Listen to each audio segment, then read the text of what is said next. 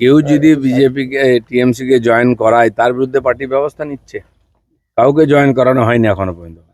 আর যারা যোগাযোগ রেখেছে বা অনৈতিক কাজ করেছে 250 জনকে পার্টি শোকজ করেছে, তার মধ্যে 30 জনকে সাসপেন্ড করে দিয়েছে পার্টি।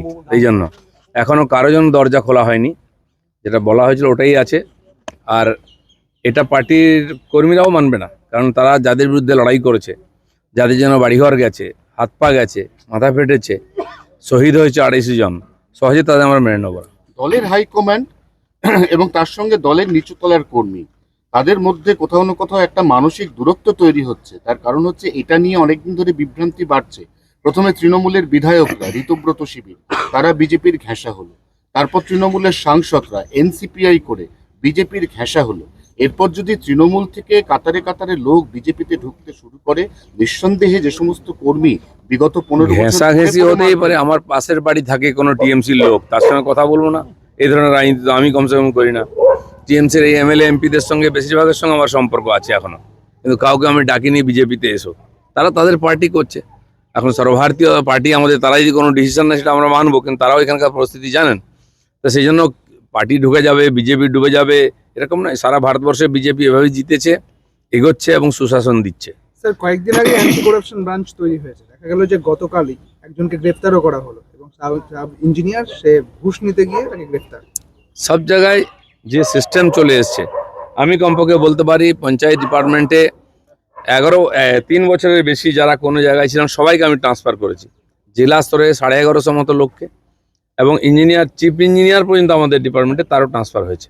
প্রথম এটা করতে পারি সরকারের, কারণ বহু বছর ধরে এই ধরনের ছিল আর এই গন্ডগোল চলছিল। এটা ঠিক হবে। আপনারা জানেন পঞ্চায়েত বিল নিয়ে এসে আমরা, যে পঞ্চায়েত প্রধানরা সবচেয়ে বেশি দুর্নীতি করে তাদের কাছ থেকে আর্থিক ক্ষমতা আমরা কেড়ে নিয়েছি। সরকারিভাবে যেটা করা সম্ভব সেটা আমি নিশ্চয়ই করবো। আর সাধারণ মানুষকে বারবার বলেছি, যারা পীড়িত, যারা অত্যাচারিত, যাদেরকে লুট করা হচ্ছে, সিন্ডিকেটের বলি হয়েছেন, সবাই আইনে আশ্রয় নিন, কমপ্লেন করুন, থানায় যান। কেউ বাড়িতে এসে ন্যায় দিয়ে যাবে না। কেউ থানায় গেলে কাজ হয় না। দেখুন, এই যে এত নেতা অ্যারেস্ট হয়েছে টিএমসির ভেতরে যাচ্ছে, কেউ না কেউ তো কমপ্লেন করেছে।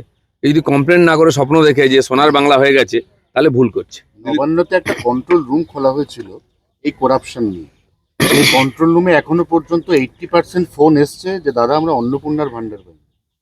তো এর সঙ্গে করাপশন কি সম্পর্ক? নেই তো। সারা পশ্চিমবাংলার, বললাম তো, নিজের কি পাবো তার জন্য সবাই চিন্তা করছে। কি করে করাপশন বন্ধ হবে? কারণ বেশিরভাগ লোকই করাপশনের সঙ্গে যুক্ত। বাড়ি করার জন্য অবৈধভাবে টাকা দিয়ে কে ওখান থেকে প্ল্যান পাস করায়। খালে, বিলে, রাস্তা, ইরিগেশনের জায়গায় বাড়ি করেছে তো সাধারণ মানুষ, টাকা দিয়েছে নেতাদেরকে। তো যে দিয়েছে আর যে নিয়েছে দুজনেই সমান দোষী।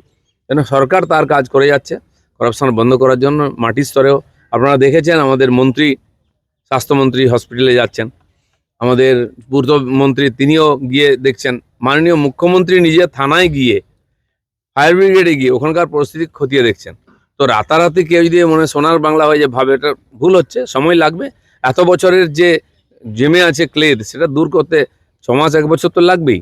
কাজ হচ্ছে না এরকম নয়, কাজ হচ্ছে, কিন্তু তার একটা সীমা আছে। পুরুলিয়াতে অমিত মিতালি 4000 crore 4000 কোটি বিনিয়োগ করছে।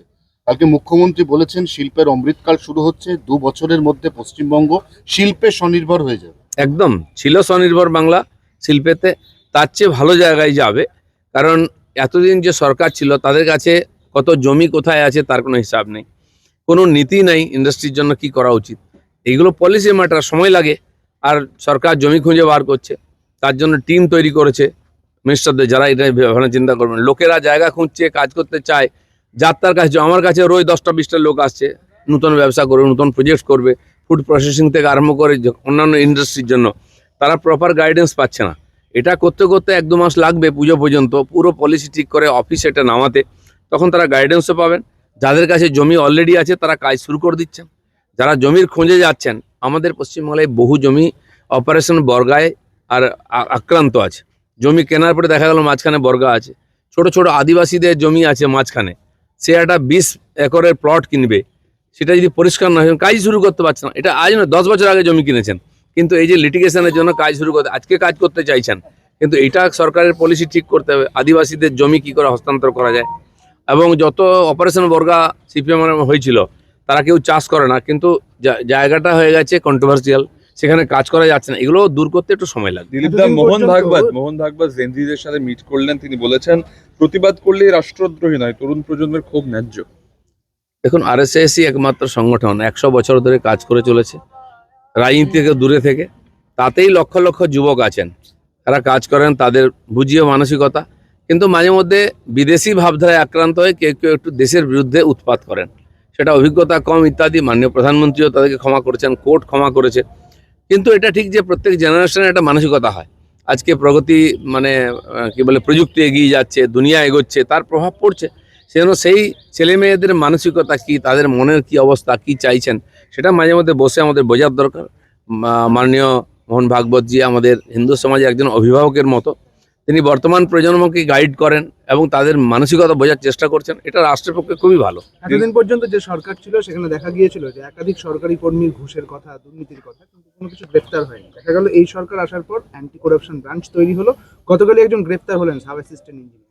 একজন এরকম বহু কেস আছে, আরও গ্রেপ্তার হবে, কিন্তু তদন্ত না করে যাকে তাকে তো আর গ্রেপ্তার করা যায় না। তথ্য সহ কেউ যদি কমপ্লেন করে নিশ্চয়ই তার উপরে একটু দিলীপ দা, 27 কার্যবাহী লক্ষ হবে। নাম এসআইআর এ বাদ হয়ে গেছিল, এখনো পর্যন্ত আবেদন হয়েছে মাত্র 7 লক্ষ, তাহলে কি ধরে নিতে হবে 20 লক্ষ ভুয়ো? দেখুন, 27 লক্ষ কেন, আমাদের এখানে 91 লক্ষ নাম বাদ গেছে। আমরা তার মধ্যে আবাস যোজনা আমি কালকে বলেছি, তার মধ্যে প্রায় 70 লক্ষ নাম এরকম আছে যারা এই 70,000 নাম অলরেডি আমরা এই আবাস যোজনার 30 লক্ষ যে বাড়ি দিয়েছিল বাংলার বাড়ি রাজ্য সরকার আগের, তার মধ্যে এরকম প্রায় 70,000 নাম বেরিয়েছে যারা ভুয়ো, এবং তার মধ্যে 12,500 লোকের টাকা পুরো হয়ে গেছে, তাদেরকে আমরা নোটিশ দিয়েছি। 1,000 লোক টাকা ফেরত দিচ্ছে, তারা টাকা ফেরত দেবেন, নাহলে তাদেরকে জেলে যেতে হবে করাপশনের দায়। আরও 57,000 নাম এসেছে যারা আমাদের ভোটার কার্ডকে লিঙ্ক করিয়ে দেখা গেছে এরা নাগরিক নয়, তাদের নাম বাদ যাবে। জেপিএসসির যে পরীক্ষা, সেই পরীক্ষার প্রশ্ন ফাঁস, এবং এবার দেখা গেল যে আন্দোলন এবং সেই সঙ্গে রাহুল গান্ধী, তিনি যখন নীরব ছিলেন, এখন দেখা গেল তাদেরকে আশ্বস্ত করছেন। রাহুল গান্ধী এখন কোথায় কোথায় আন্দোলন করতে যাবেন দেখুন, যারা শুরু করেছেন চেষ্টা তাদের দেখতেই হবে। অবশ্যই পেপার লিক ইত্যাদি যেগুলো ছাত্রদের ভবিষ্যতের নির্ভর, সেগুলো বন্ধ হওয়া উচিত। যারা এর সঙ্গে যুক্ত তার বিরুদ্ধে কড়া ব্যবস্থা নেওয়া উচিত। কেন্দ্র সরকার সঙ্গে সঙ্গে আইন তৈরি করেছে, আমাদের মনে হয় অন্যান্য রাজ্যে ওটা করা উচিত। ছেলে মেয়েদের ভবিষ্যৎ নিয়ে কোনো রকম চালাকি কারো কাছে বরদাস্ত হবে না। ঋতব্রত তৃণমূল আজকে মুখ্যমন্ত্রীর সঙ্গে দেখা করবে, এছাড়া একটু সংযোজন করে দিয়ে আজকে NCPI প্রধানমন্ত্রী ও এনসিপিআই এর সাথে যোগাযোগ করা। প্রধানমন্ত্রীর সাথে। ঠিক আছে, নতুন পার্টি করেছেন, তারা কি করবেন, তারা ক্ষমতায় যারা আছেন, প্রধানমন্ত্রীর সঙ্গে ভারতবর্ষে কোনো বিশ্বের সবাই দেখা করেন, দেখা করতেই পারেন। মুখ্যমন্ত্রী এখানে তার সঙ্গে দেখা করতে পারেন, তাদের কোনো সমস্যা, মতামত, সাজেশন থাকতেই পারে। তো একজন যিনি পদাধিকার আছেন এখানকার হর্তাকর্তা, তার সঙ্গে তো যে কেউ দেখা করতে পারে। দিদিদের দুর্গাপুরে রক্ত লুট হয়েছে এবং সেখানে দেখা যাচ্ছে তৃণমূল নেতাদের নাম আসছে, স্কুলের ছাত্রদের প্রলোভন দেখিয়ে আন্ডার এজ তাদেরকে ব্লাড দিতে বাধ্য করা হয়েছে। প্রশাসন যখন পঙ্গু হয়ে যায় না, অনেক বছর ধরে যখন অব্যবস্থা চলে, প্রশাসন ভেঙে পড়ে, তখন সর্বত্র এই ধরনের রোগ ঘুণ ধরে যায়। আজকে দেখুন, স্বাস্থ্য নিয়ে কোন ক্ষেত্রে হয়নি, তো সার্বিকভাবে পতন হয়েছে আমাদের। এর উত্থানের জন্য সময় লাগবে, সমস্ত নাগরিককে এর জন্য কিছু না কিছু করতে হবে। চন্দ্রনাথ খুনে 11 জনের বিরুদ্ধে চার্জশিট দিয়েছে সিবিআই, 2 জন বিজেপি কর্মীও তার মধ্যে রয়েছে। দেখুন, যাদের নাম পেয়েছে করেছে, তদন্ত চলবে। কেউ দোষী হলে, এই বিজেপিতে সব লোক একদম গঙ্গা জলে ধোয়া এরকম বলবো না আমি, সমাজ থেকে লোকে আসে রাজনীতিতে, আর সবচেয়ে খারাপ লোকেরাই আগে আসে। সেই জন্য কেউ দোষী হলে সে কোন পার্টি করে সেটা সেকেন্ডারি, দেশের আইন ভেঙেছে কিনা সেটা যে প্রথম, তার সাজা হওয়া উচিত। সেই জন্যই কি বিজেপিতে 250 জনকে শোকজ, 30 জনকে সাসপেন্ড, এই বিভিন্ন ধরনের পার্টির শৃঙ্খলা ভঙ্গ করেছে বা অনৈতিক কাজ, আর্থিক দুর্নীতির সঙ্গে যুক্ত হয়েছে, যা কমপ্লেন আসছে যদি মনে হয় ঠিক, তার বিরুদ্ধে পার্টি ব্যবস্থা নেয়। দাদা, বিএসকে যারা রয়েছে 7,000 কর্মী, এবং এদের দেখা গেল যে জুলাই এবং জুন মাসের যে বেতন তা বন্ধ করা হয়েছে, একাধিক কাজ করে থাকে এবং সরকারি যে প্রকল্প তার কাজ করে, কি হবে ভবিষ্যৎ? আমাদের যেমন পঞ্চায়েত বিভাগে প্রায় 1 লাখের বেশি এরকম কর্মী আছেন যারা কন্ট্রাকচুয়াল এবং বিভিন্ন প্রজেক্টের মাধ্যমে তারা যুক্ত হয়েছিলেন। সাধারণত কোনো প্রকল্প চালু হলে কেন্দ্র সরকার টাকা দেয়, প্রকল্প যতদিন চলে ততদিন কর্মচারীরা পয়সা পান। প্রকল্প বন্ধ হয়ে গেছে 10 বছর আগে, তারা এখন ঘুরে বেড়াচ্ছে যে আমাদের কাজ দিতে হবে, এ ধরনের কোনো এগ্রিমেন্ট হয়নি। তো কাজ শেষ, পয়সা শেষ, চলে যায়। কিছু কিছু লোককে পঞ্চায়েত রেখেছে, এই যে ছোট ছোট প্রকল্প শুরু হচ্ছে, মাঝে মধ্যে তারা কাজ পান, এর কোনো গ্যারেন্টি নেই। আর আমরা পুরোটাই খতিয়ে দেখছি তাদেরকে কতটা নেওয়া যায়, রাখা যায়। সাবস্ক্রাইব করুন থ্যাংক ইউ। বাংলা হান্টের আরো খবর দেখতে নজর রাখুন। বাংলা খবর মানেই বাংলা হান্ট।